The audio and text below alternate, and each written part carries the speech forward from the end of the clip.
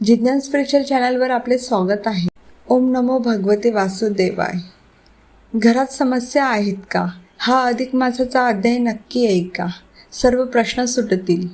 तर चला मग अध्यायाला सुरू करूया. अध्याय 9. वाल्मिकी दृढ धन्वा संवाद. पुरुषोत्तम मासातील व्रते. वाल्मिकी पुढे म्हणाले, राजा विष्णूला सुदेवाने शंका विचारली. तेव्हा विष्णू म्हणाला, विप्रा, तुझ्याकडून दुःखाच्या भरात का असेना, पण महिनाभर उपास व सतत पावसाच्या पाण्यात भिजत राहणे आणि माझे चिंतन करणे अशी अशक्य प्राय साधना झाली व ती सर्व पुरुषोत्तम मासात झाली. पुरुषोत्तम मासाचा हा महिमाच आहे. त्यामुळे तुझा पुत्र पुन्हा जिवंत झाला. अरे, या महिन्यात एक दिवस जरी उपवास केला तरी मनुष्य वैकुंठात जातो. त्या मासातील व्रताचे पुण्य इतर सर्व पुण्यांपेक्षा जास्त आहे. विष्णूने अधिक मासाचा महिमा सविस्तर सांगितला व तो अंतर्धान पावला. सुदेव ब्राह्मण शुकदेव व आपली पत्नी यांसह त्या विहिरीपासून स्वगृही आला. यानंतर जेव्हा जेव्हा 3 वर्षांनी अधिक महिना येई तेव्हा तेव्हा तो उपवास, स्नाने व दाने देई. त्या पुण्याने पत्नीसह तो वैकुंठात गेला. कित्येक वर्षांनी तो पृथ्वीवर जन्माला आला. तोच तू आहेस. गुणसुंदरी हीच जमनीची गौतमी आहे. शुकदेव पण हजारो वर्षे स्वर्गात राहून आता पोपटाच्या जन्माला आला. अरण्यात त्याने तुला संसारात न रमण्याबाबत सावध केले. त्याने जो श्लोक म्हटला त्याचा अर्थच हा की हे वैभव क्षणभंगूर आहे. हे तू ओळख व हरिभक्ती करायला लाग. असे म्हणून दृढधन्व्याला वाल्मिकी म्हणाले, राजा, तुझ्या प्रश्नाचे उत्तर सांगून मी तुझे समाधान केले ना? आणखी काही प्रश्न तुला विचारायचे आहेत का? नसतील तर मी येथून पुढे शरयू नदीकडे जाणार आहे. दृढधन्वा म्हणाला, महर्षी, आपण कृपा करून आणखी थांबावे. मला अधिक मासाची आणखी माहिती हवी आहे. ऋषी म्हणाले, विचार, मी उत्तर देतो. राजाने विचारले, अधिक मासात कोणाची कशी पूजा करावी, केव्हा कोणती दाने द्यावीत, कोणती कर्मे करावीत, विधिविधाने कोणती, या सर्वांची माहिती कृपा करून मला सांगावी. वाल्मिकी म्हणाले, राजा, हाच प्रश्न पूर्वी लक्ष्मीने विष्णूला विचारला होता. तेव्हा विष्णू तिला म्हणाला, सूर्याचे संक्रमण ज्या महिन्यात मोजत नाही असा महिना दर 3 वर्षांनी येतो. त्या महिन्यात स्नान, दान, नाम जप, तर्पण, देवपूजा या गोष्टी नित्य कराव्यात.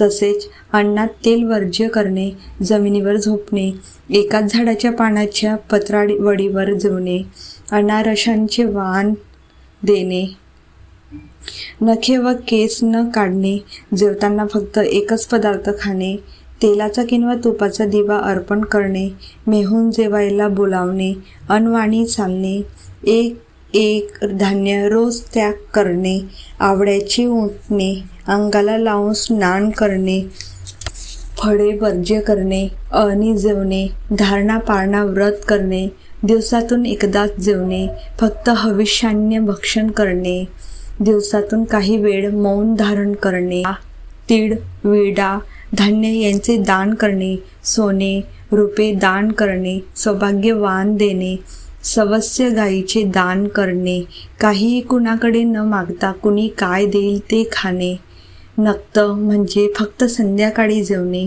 रोज उपासाचेच पदार्थ खाणे, अशा प्रकारची व्रते अधिक मासात करावी.